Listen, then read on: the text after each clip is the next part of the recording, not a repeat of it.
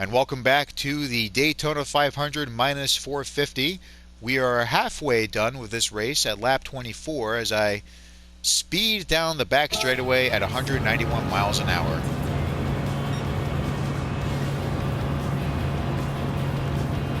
Uno still has the fastest lap time at 45.08, but I don't think that's going to be enough to catch up to me. I mean, it does say he's slightly closing in, but he's only 13 seconds away. We should be all right.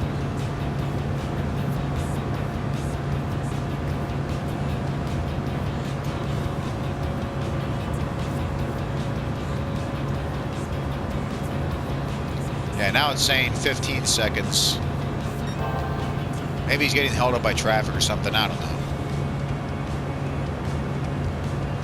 Alright, so maybe drafting off that Mazda did do something. As soon as I got past him, I slowed down from 192 to 191. I don't know why we're down at 190 for some reason. Let's keep it at 192.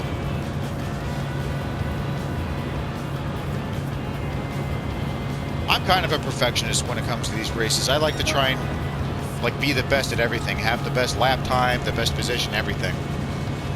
But I don't think that's going to happen here. I mean, as long as I win, I honestly don't care.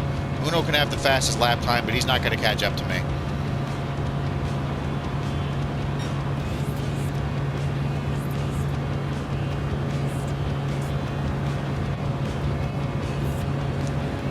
I'm still 192 for some reason. I know the speedometer was going crazy and having that 2 change to a 1, but I'm still pretty happy with that.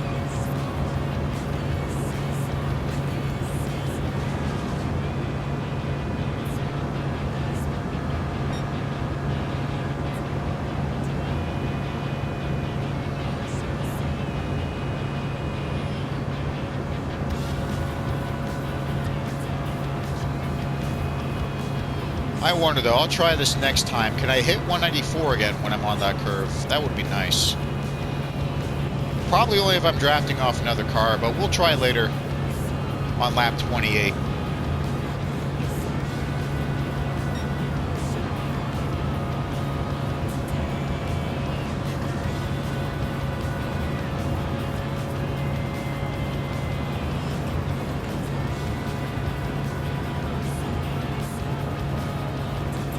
If we can improve our speed, at least we can try and increase fuel efficiency, because if we stay behind these cars, our engine requires less power. All right, here we go. 194, yes, we did it. Nice. I was going to try and hit 195, but I decided to stop using my nitrous and save it for another time. Especially if it's an emergency, if someone spins me out. Thank God I didn't record this, because one car actually did spin me out. I went into the grass, and I lost first place because I was forced to respawn on turn 3 there. I don't know why NASCAR does this, but you have one turn, and they refer to it as turns 1 and 2. Like, we're coming up to that turn right now, after almost getting screwed over by that Peugeot, or whatever that piece of shit was. Yeah, for some reason, this turn is referred to as turns 1 and 2. Then after we get off the back straightaway here, the next turn is referred to as turns 3 and 4. I don't get that.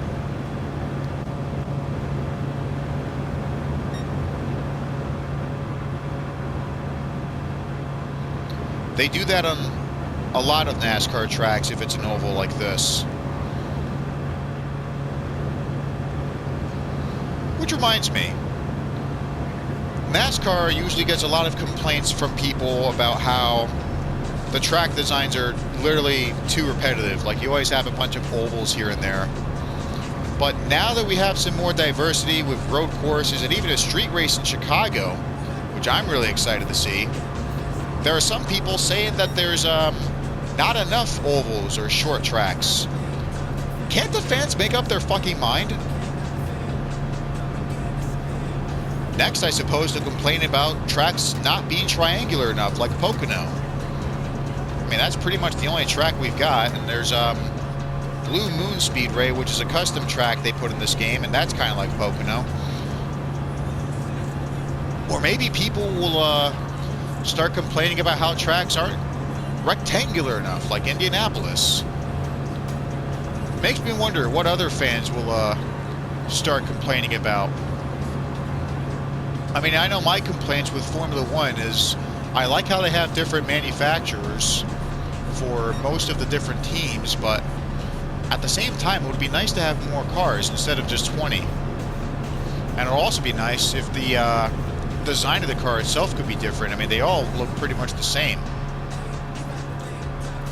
What is the difference between Formula 1 and Formula 2? That's another thing I'd like to know about, because everyone else I pretty much ask, they're literally like, there's a difference? Or they don't even know what Formula 2 is in the first place.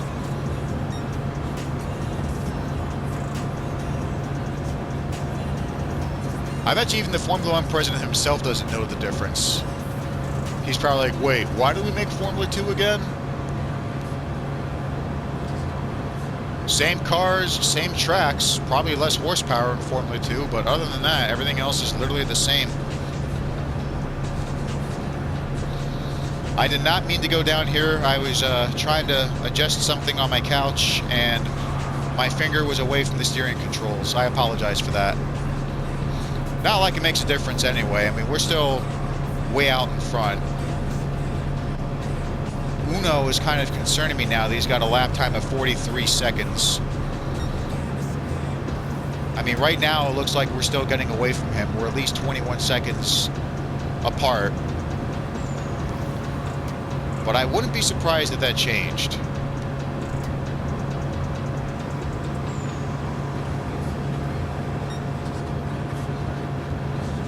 Alright, now I'm done using the nitrous. I'm only going to use it for emergencies only. William Tell. This is a good song. I just wish it was louder. I can barely hear it though because of my engine.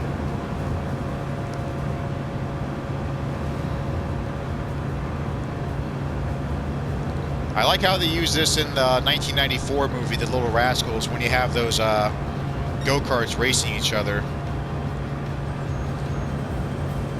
But for some reason, I also think of the opening credits to The Love Bug, the 1968 Disney movie, when you see all those cars going around the dirt track and crashing into each other. I guarantee you, if they do decide to make a remake of The Love Bug, like they do with literally every other Disney movie, they'll probably end up using this song for like the opening credits of The Love Bug. I mean, not this version in particular, but this song in general. They also had it in The Lone Ranger. That's one of my favorite live-action movies that Disney's ever done. I liked how Armie Hammer and Johnny Depp played their scenes together. It was a lot of fun. I've enjoyed that movie ever since it came out in theaters in 2013.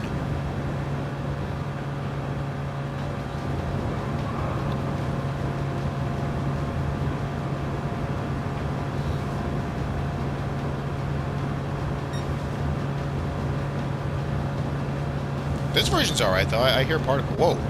That Maserati is literally helping the other car move down the back stretch. I love that. Maserati just pops up like, hey, let me help you move here. Are you out of fuel or something? Who knows? Maybe Uno will eventually catch up, and instead of trying to take the lead away from me, he'll probably help me win. Probably end up bump drafting me. Just like we saw that Maserati doing to that race car.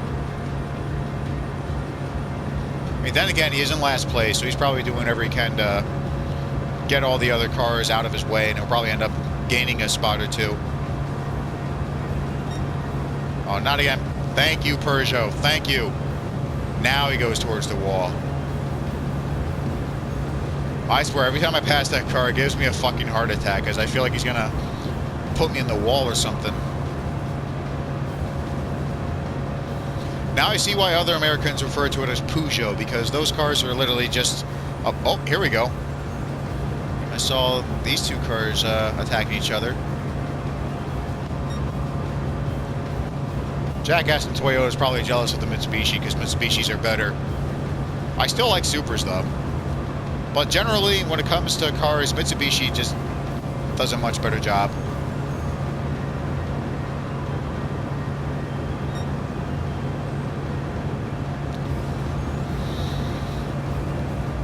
That's a great finale. I never heard this part of the song before, but that's a great finale. I just love all the bells and the other instruments going off.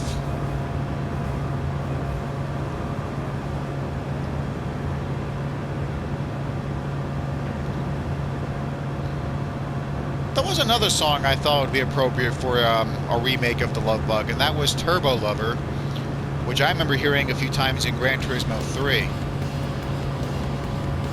And I don't know, something about that song, when it played every time I was driving my PT Cruiser in that game, I just thought, I like this song.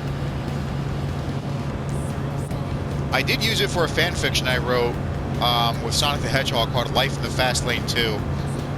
It's towards the ending where Eggman steals the trophy and $65,000 from this drag racing contest, and Sonic and everyone just chasing him down to try and kill him once and for all. I recommend reading that fan fiction if you get the opportunity. Life in the Fast Lane 2. You can find it on either FanPop or DeviantArt. There's a really funny part with Eggman where he's being chased in the ending, and he's like, "Is $65,000 really that worth that much to them? I just want to run an evil army." Ooh, that was close. I didn't think I'd get away with that. I can see my rear tires are losing a little bit of tread, judging by the red rectangles on top of the tire gauge, but like I said, we don't have to worry about changing them. I've done this before, and I was able to maintain my car perfectly throughout the entire 50 laps.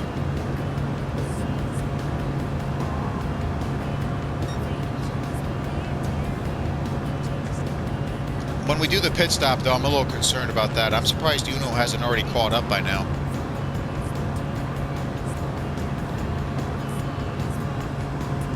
Well, I did say I'd use the nitrous during emergencies only, and this is an emergency. I got to try and hit 1v4 and keep that gap as big as it is.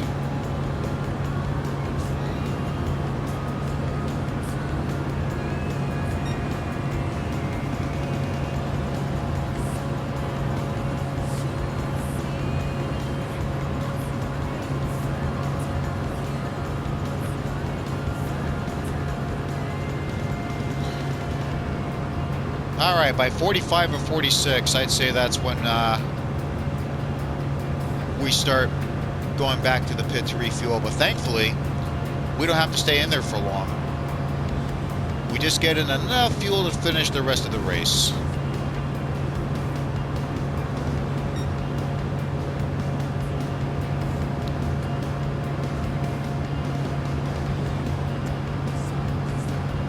Auf Wiedersehen, Volkswagen. Something about that blue I really like. I was going to say Herr Volkswagen, but the driver could be a female for all I know. And I know a lot of guys like blue, but something about that feels feminine to me. I mean, it's still my favorite color, but I bet you a lot of girls like blue as well. I mean, you'd think that they would like pink most of all, but a lot of girls I see, they either like blue, red, or yellow. I mean, yep. Not yellow, but red. Some people also say is like a darker shade of pink.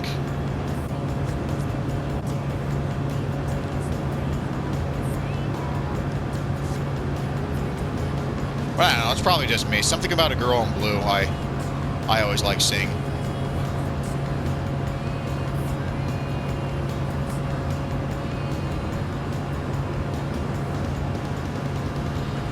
If you guys disagree with me, though, I'm fine to hear what you have to say in the comments. What do you think is the most feminine color out there? Besides, whoa, that Corvette literally just popped up out of nowhere. I find that really amusing. Like, after you finish doing what you have to do in the pits, like changing your tires and refueling, a car just literally pops up out of nowhere, like out of thin air. And I messed up. This car, the Radical, is in last place, not the Maserati. So that must mean, yeah, the Maserati is in fourth. And it's also in green. Not quite the exact shade as my Mustang, but I still like that. That's really nice. I chose this shade of green to try and do a modern replica of Bullet. I even got black rims, and funny enough, while I was looking for this one video someone did back in 2012, this remake with slot cars, the trailer for it anyway, the guy never did the whole car chase for some reason, but while I was looking for that trailer, someone actually did a deep fake with Bradley Cooper as Frank Bullitt instead of Steve McQueen, because he said that Steven Spielberg wanted to do a remake with Bradley Cooper. Now I find that interesting, because Steven Spielberg also did a remake of West Side Story. I mean, I feel like that could have gone better if he decided not to reuse the songs from the original 1961 movie.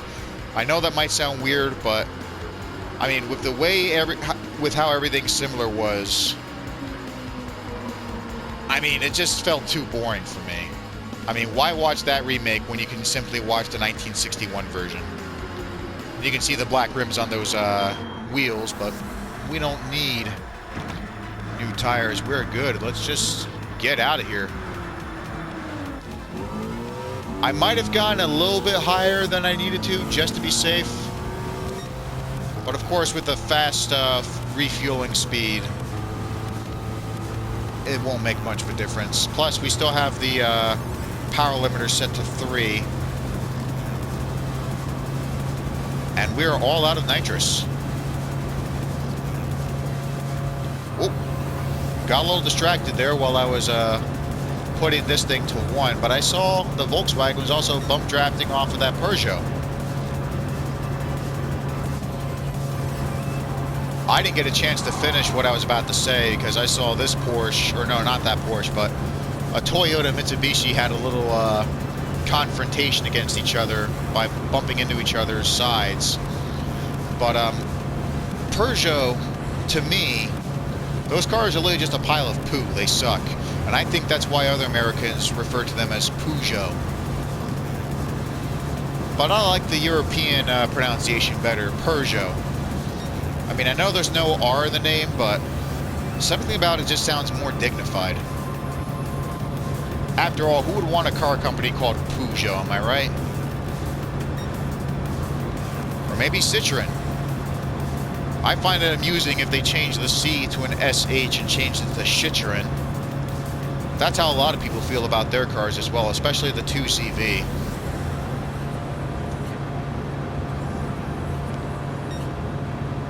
I actually remember seeing all 4 pieces in Monopoly Junior, red, yellow, green, and blue. They were all 2CVs. So, I mean, I'm not the biggest fan of the 2CV, but they're alright. I've seen worse. Like the 500 from Fiat, or maybe the Volkswagen Beetle. I mean, I like the new ones. And some of the other cars from the 30s and 40s are alright, but by the time they moved on to the 50s and 60s, like, the design pretty much stayed the same, and I'm like, okay, can you guys do something different now? When it comes to Volkswagen, I'm a bigger fan of the Bus or Karmann Ghia. And the Thing, that's another cool one I remember seeing a few times. I mean, they weren't in production when I was alive. I think they stopped by the 80s, but I still saw a few of them here and there. One time I remember seeing an orange one at the Somerset Patriots Stadium in Bridgewater. I think they called it TD Auto or TD Bank Stadium. Patriots had a lot of good moments whenever I saw them playing baseball. And of course, the stadium was also right next to the New Jersey Transit Station. So that was a plus too. And if you were lucky enough, if you could get into one of the booths above the grandstands where everyone else was sitting, you could also see a few freights on the Conrail Shared Assets line. I remember seeing one, but I couldn't see the locomotives. Wouldn't be surprised if it was Norfolk Southern, though, because they seem to be out on that line more frequently than CSX. And I just saw the Honda Civic taking a turn at pushing the Peugeot. That was amusing. Just goes to show that I was right all along. Peugeots suck. I mean, they need help from other cars just to go around this racetrack. It's also why they you don't see them in Formula One anymore. Or at least with the Red Bull team. I remember they got replaced by Honda.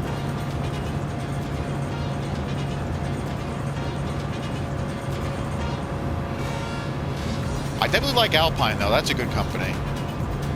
Or as the Europeans call it, Alpine. I mean, I like calling it Alpine because, you know, A-L-P-I-N-E, not A-L-P-E-N. But I won't judge you guys. If you want to pronounce it however you want, go for it. Alpine, Alpine, don't make a difference to me.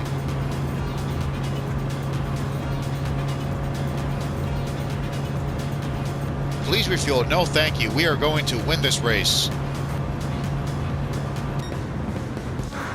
That went very well. I mean, we may have had one or two mishaps with a couple of cars, but all in all, good run. And I know I didn't exactly do much to help my financial status in this game, but we still got a pretty decent amount of money there, $52,000, and we're probably going to get more from the driving marathon that I just finished. A 4-star reward for completing the driving marathon. Let's go take a look and see what it is before I end this video. This is a good song too.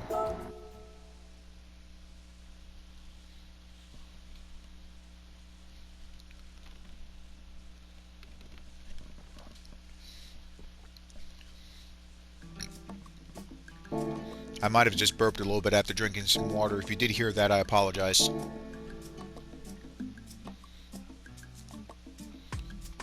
I don't know what it's about liquids. I mean, even if it's not soda, it makes me burp for some reason.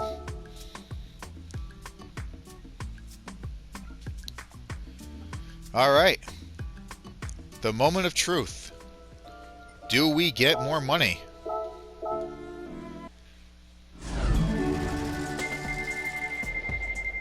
Oh, give me that gold bar. Give me another 100,000. Or, this works too. If it's for a car I plan on getting in the future, or if it's something I already have. Oh, the MP4, alright. That works. I may not have that car yet, but I know I'll be getting it later. Still would have preferred the money, but that's better than nothing. Well, guys, thank you for joining me on this wonderful Gran Turismo video. If you have other custom races that you want to see me doing with the AI racers, please feel free to leave a comment down in the, not in the description, but just leave a comment down below, and I'll be more than happy to listen to your suggestions. Thanks again, and goodbye.